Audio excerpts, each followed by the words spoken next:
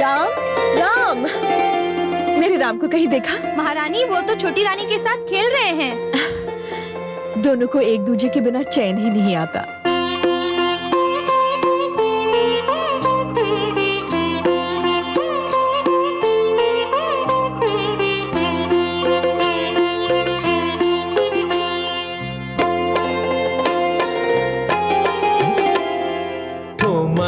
चलत रामचंद्र, ठुमक चलत रामचंद्र, बाजत पैजनिया।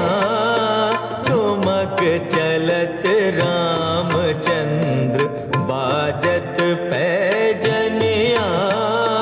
ठुमक चलत रामचंद्र।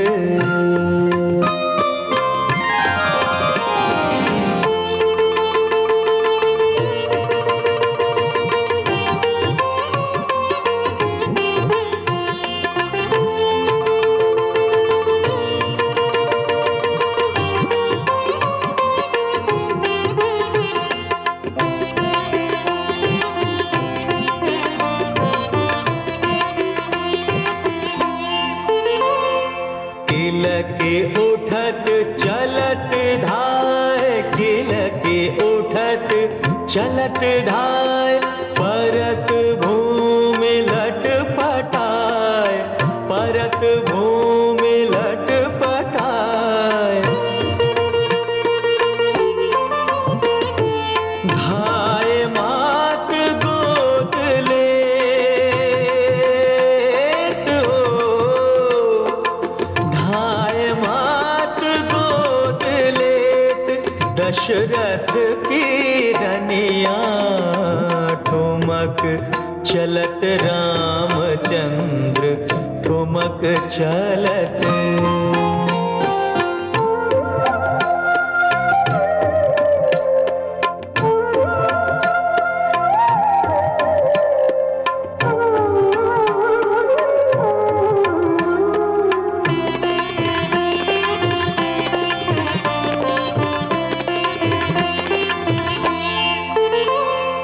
तुलसीदास अति आनंद, तुलसीदास अति आनंद, निरखी के मुखार विंद, निरखी के मुखार विंद। रघुवर की छवि अपार हो, रघुवर की छवि अपार, रघुवर मुख बनिया।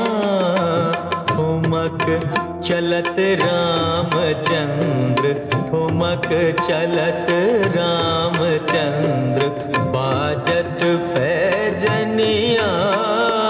ठुमक चलत रामचंद्र, बाजत पैजनिया। ठुमक चलत रामचंद्र।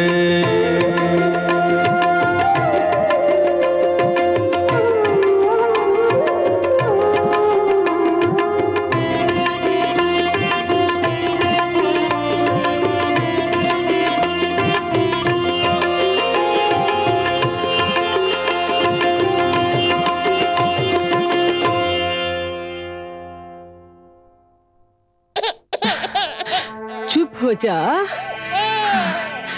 हाँ हाँ, ना ना,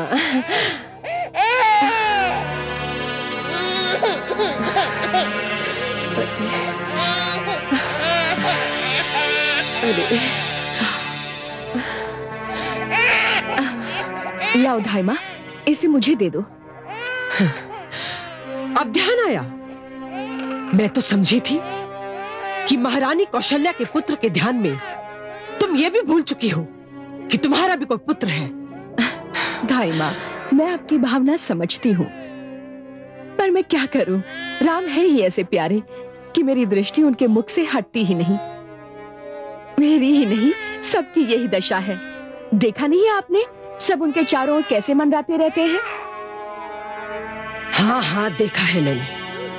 भली भांति देखा, किंतु दूसरे के बालक से स्नेह करने का यह अर्थ तो नहीं कि अपने ही बालक को भुला दिया जाए। भरत का तुम पर सर्वप्रथम अधिकार है। मैं जानती हूँ धाई माँ, किंतु क्या आप जानती हैं, जितना मैं राम को चाहती हूँ उतना ही महारानी कौशल्या मेरे भरत से प्रेम करती है। मैं इस विषय में क्या कहूँ, छोटा मुंह बड़ी बात होगी।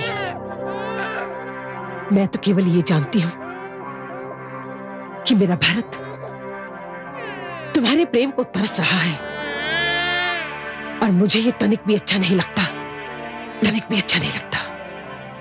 आप अपनी भावनाओं की बंदी हैं धाई माँ, कभी उनसे ऊपर उठकर तो देखिए, आप भी राम को प्रेम करने लगेंगी। लाओ, मेरे पुत्र को मुझे दे दो। अरे अरे अरे अरे मेरा लाडला पुत्र, अरे मेरा लाडला पुत्र। क्यों? अरे देखा, ये भी मेरी बात से सहमत है।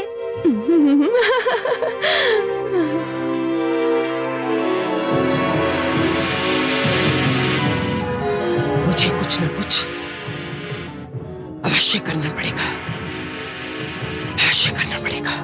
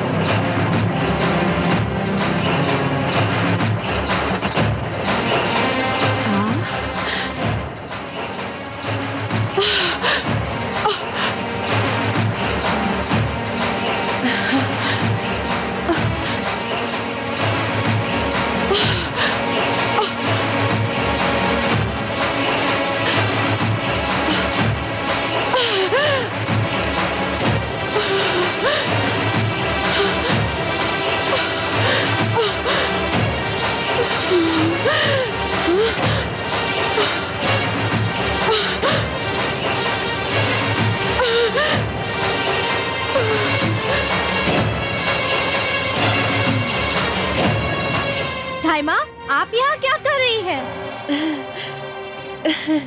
कुछ नहीं, राम रो रहा था।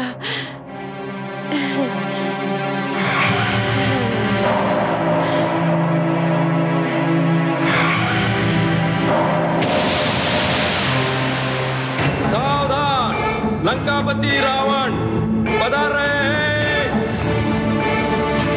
लंकापति रावण की जय, लंकापति रावण की जय, लंकापति रावण की जय, लंकापति रावण की जय, लंकापति रावण की जय, लंकापति रावण की जय। विराजिए नाना श्री।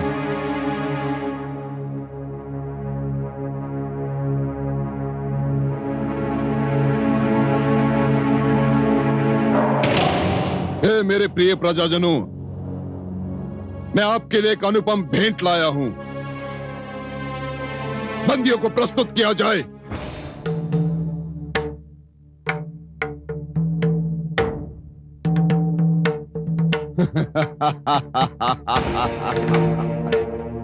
आओ इंद्र आओ।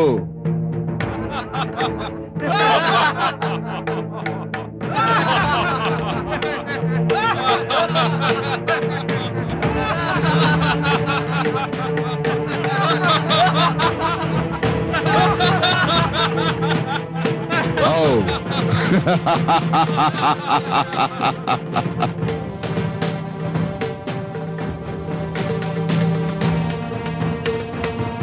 हे लंकावासियों, मैं तुम्हारा नरेश रावण, लंकापति रावण, लंकेश रावण, तुम्हारे लिए देवलोक विजय करके आ रहा हूं।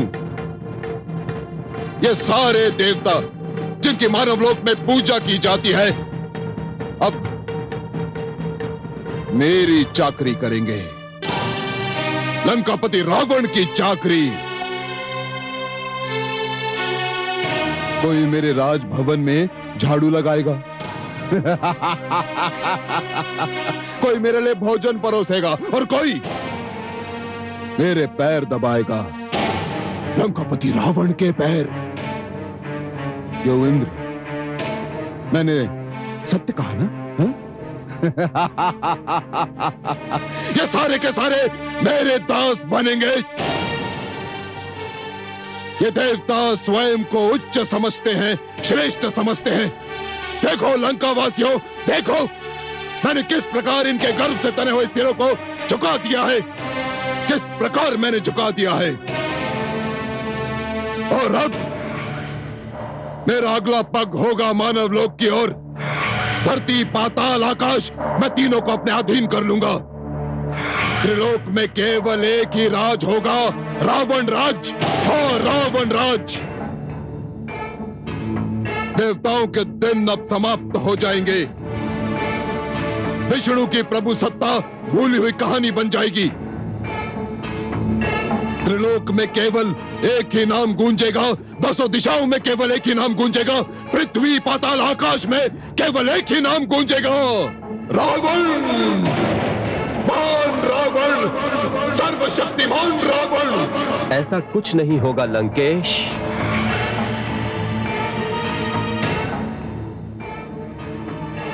कौन है ये? कौन है ये? किसके मुख से निकली यह शुभ वाणी? कौन है ये? ये मैंने कहा लंकेश।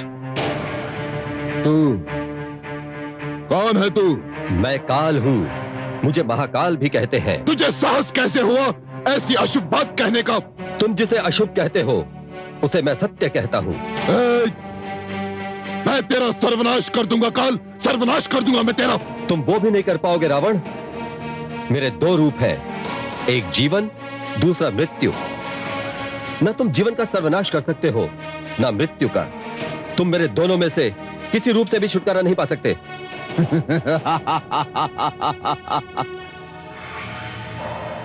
रे मूढ़ बुद्धि, क्या तू जानता है कि तू किससे बात कर रहा है? हाँ, मैं जानता हूं। मैं लंकापति रावण से बात कर रहा हूं। तू ये जानता है कि मैं लंकापति रावण हूं, फिर भी तुझे भय नहीं हो रहा? मेरे लिए तुमसे भयभीत होने का कोई कारण नहीं है रावण, क्योंकि मेरी मुट्ठी में तुम्हारा अतीत भी है, वर्तमान भी और भविष्य भी। तुम मेरी मुट्ठी से निकल ही नहीं सकते, कभी नहीं।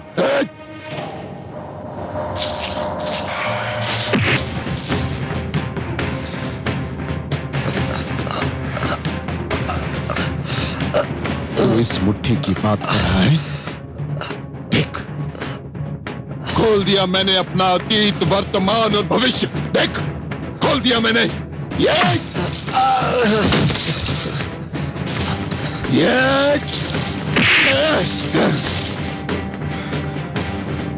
मैं तुझे अपने पैरों तले मसल सकता हूं, तेरा सर्वनाश कर सकता हूं। तू अब देख मैं तेरी क्या दशा बनाता हूं। सैनिकों,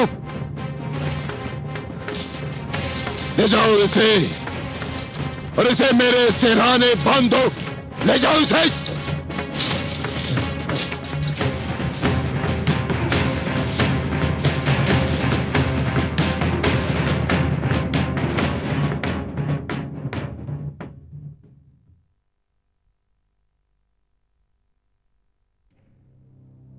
कौन है आप? मैं काल हूं देवी, मुझे आपके पतिदेव ने बंदी बनाया है। ये मेरे स्वामी को क्या हो गया?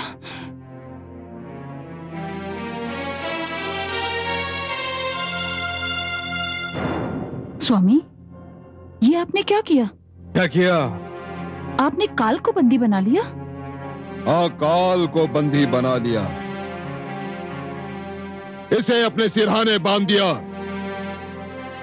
और संसार को बता दिया महारानी कि लंकापति रावण के समक्ष काल की भी कोई गिनती नहीं। स्वामी, आप तो विद्वान हैं, आप तो जानते हैं कि काल का दूसरा नाम मृत्यु है।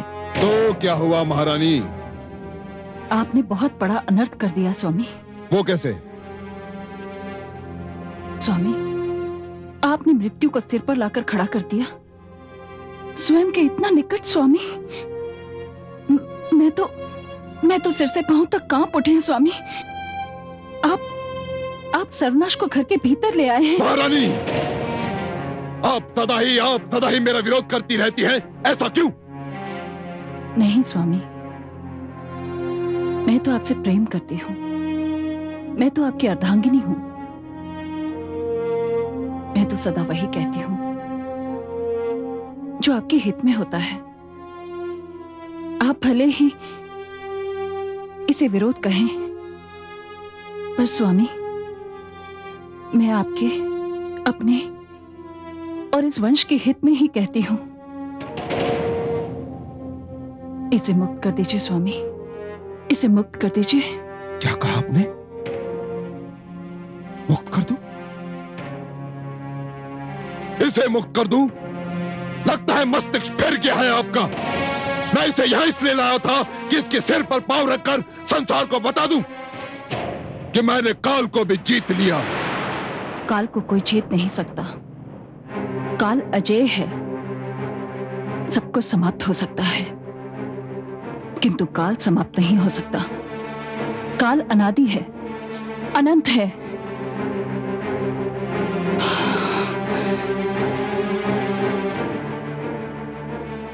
स्वामी, इसे मुक्त कर दीजिए। महारानी, मैंने आपसे पहले भी कहा था और आज फिर दोहराता हूं कि अपनी सीमाएं पहचानिए। मेरे कार्य में हस्तक्षेप करने का दुस्साहस ना कीजिए, अन्यथा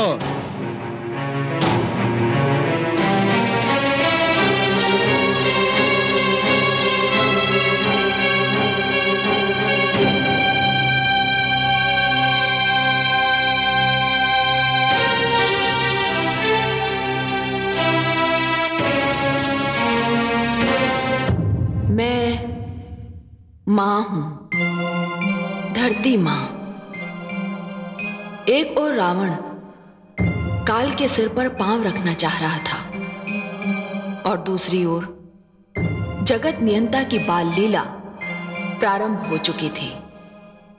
श्री राम चंद्रमा की भांति बढ़ रहे थे।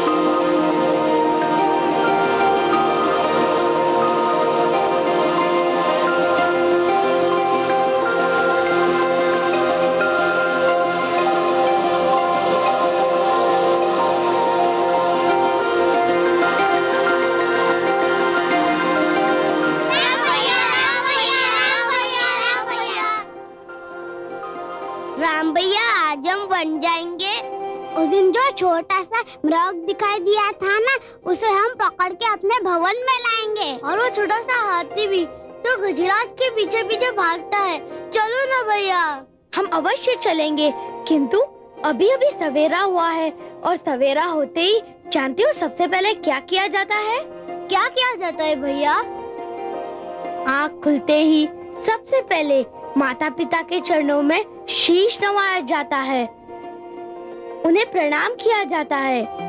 सवेरे सवेरे माता पिता के चरणों में सिर झुकाने से भाग्य खुल जाता है। तो चलो हम भी पहले यही कार्य करते हैं। चलो।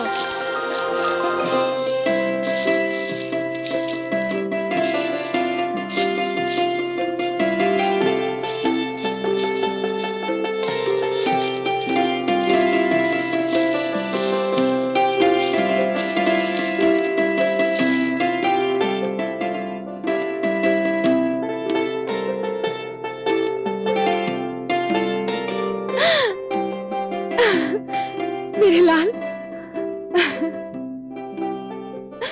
ये सब कुछ तुमको किसने सिखाया? राम भैया ने।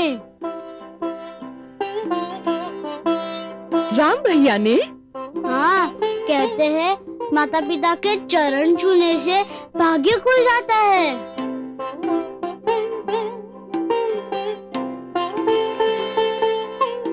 हाँ। पुत्र,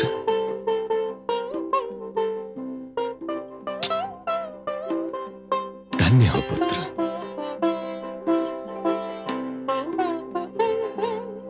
ये तुमने कहां से सीखा पुत्र? मैंने जो भी सीखा आप ही से सीखा पिताश्री। आपकी गोद में बैठे बैठे मैं उन ज्ञानी की बात सुनता रहा जो आपके पास आते थे, और फिर मैंने उन बातों को स्मरण कर लिया। आपकी गोद ही मेरे लिए पाठशाला बन गई।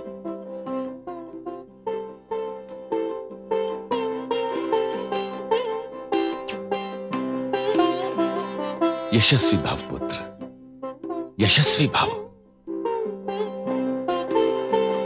प्रणाम महाराज, ऋषि वशिष्ठ आपसे मिलने आए हैं।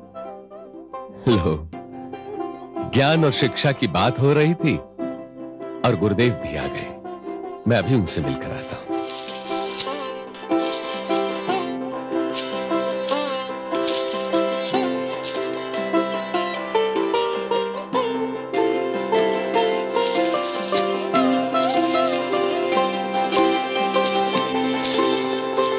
प्रणाम गुरुदेव। आयुष्मान भव। स्वागत है।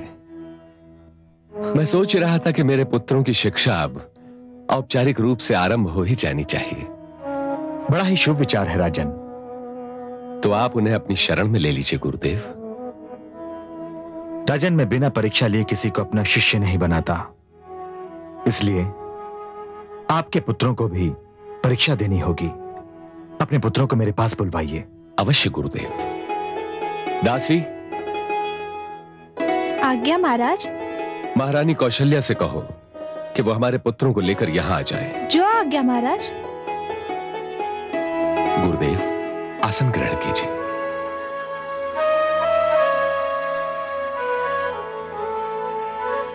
मुझे आशा ही नहीं वरन पूर्ण विश्वास है कि मेरे पुत्र आपके शिष्य बनने के योग्य सिद्ध होंगे।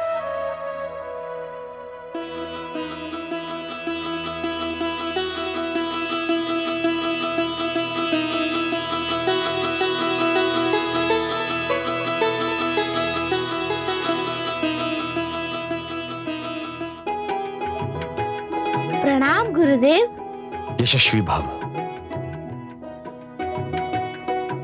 अच्छा ये बताओ वत्स कि प्रणाम करने का क्या फल मिलता है? छोटी माँ कहती है कि गुरुदेव को प्रणाम करने से ज्ञान मिलता है। सुंदर, अति सुंदर। और आपको क्या बताया गया राजकुमार भरत? आयुष्मान भव। मुझे बड़ी माँ ने बताया है कि छोटों को वही करना चाहिए जो बड़े करते हैं। सुंदर, बहुत सुंदर। आओ लक्ष्मण। आयुष्मान भव। और बड़ों को वो कदापि ना करना चाहिए जो वे नहीं चाहते कि छोटे करे। अति सुंदर। और आप क्यों शांत है राजकुमार शत्रुघ्न? आयुष्मान भव। पिता और गुरु एक समान है। दोनों का आदर करने से भगवान प्रसन्न हो जाते हैं। सुंदर, अति सुंदर। राजन, मैं आपके चारों पुत्रों को शिष्यों के रूप में स्वीकार करता हूं। धन्यवाद गुरुदेव। तो फिर आरंभ कर दीजिए इनकी शिक्षा। परंतु इसके लिए इन्हें महल छोड़कर मेरे आश्रम में आना होगा।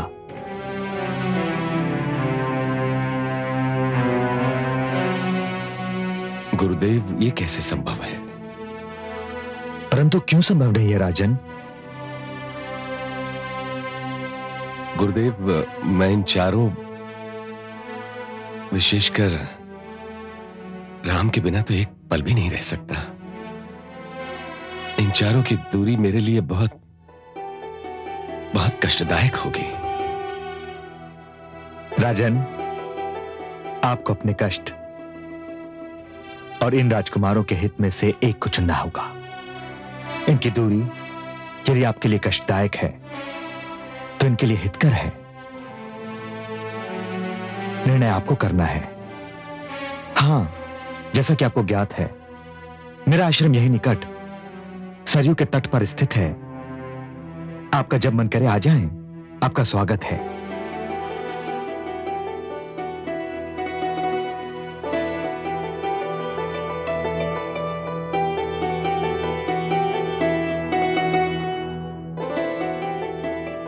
तो गुरुदेव, कब भेजूं इन्हें आपके आश्रम? शुभस्य शीघ्रम। हम तैयार हैं। क्यों अनुज? हाँ। आओ, चलो।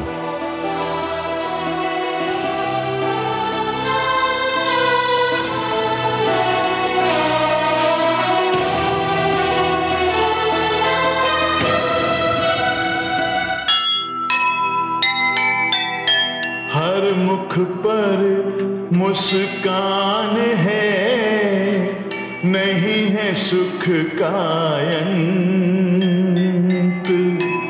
दशरथ के घर छाई है, जैसे आज बसंत।